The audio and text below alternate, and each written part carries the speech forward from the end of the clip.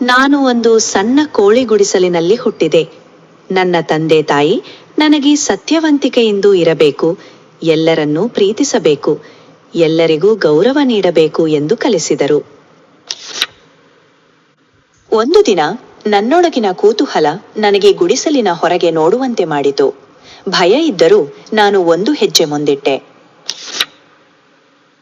ಅಲ್ಲೇ ಪಕ್ಕದಲ್ಲೇ ಒಂದು ದೊಡ್ಡ ಜಗತ್ತು ಇತ್ತು. ಅಲ್ಲಿ ನವಿಲುಗಳು ನೃತ್ಯ ಮಾಡುತ್ತಿದ್ದವು, ಸುಂದರವಾಗಿ, ಸಂತೋಷದಿಂದ, ಆತ್ಮವಿಶ್ವಾಸದಿಂದ. ಅಂತಹ ಲೋಕವಿದೆ ಎಂದು ನನಗೆ ಗೊತ್ತೇ ಇರಲಿಲ್ಲ.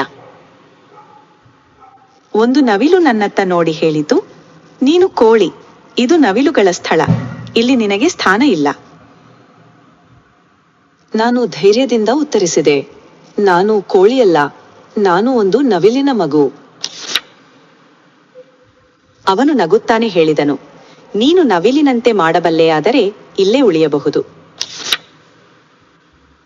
ಅವನು ತನ್ನ ಅದ್ಭುತ ಬಣ್ಣದ ಬಾಲವನ್ನು ಎತ್ತಿ ನೃತ್ಯ ಆರಂಭಿಸಿದನು.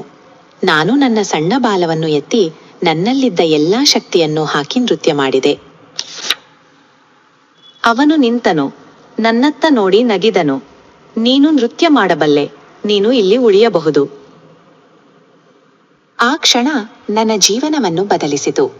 ಆ ದಿನ ನಾನು ಆ ಅಪಾರ ತೆರೆದುಕೊಳ್ಳದೆ ಇದ್ದಿದ್ದರೆ ನಾನು ಹುಟ್ಟಿದ ಗುಡಿಸಲಲ್ಲೇ ಬದುಕಿ ಅದಲ್ಲೇ ಸಾಯುತ್ತಿದ್ದೆ.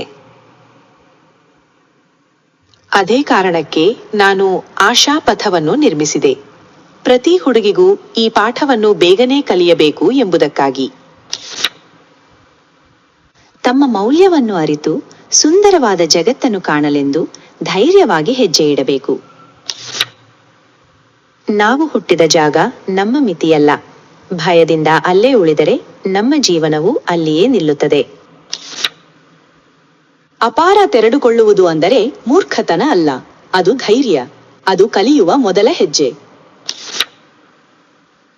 ಒಬ್ಬ ಹುಡುಗಿ ಹೊರಗೆ ಹೆಜ್ಜೆ ಇಡಲು ಕಲಿತರೆ ಅವಳ ಮಕ್ಕಳು ಮತ್ತು ಅದೇ ಗುಡಿಸಲಿಗೆ ಸೀಮಿತವಾಗುವುದಿಲ್ಲ. ನೀನು ನವಿಲು ಎಂದು ತೋರಿಸಿಕೊಳ್ಳಲು ಜನ್ಮ ಬೇಕಿಲ್ಲ, ಒಂದು ಹೆಜ್ಜೆ ಸಾಕು. ಆ ಹೆಜ್ಜೆ ಆಶಾಪಥ.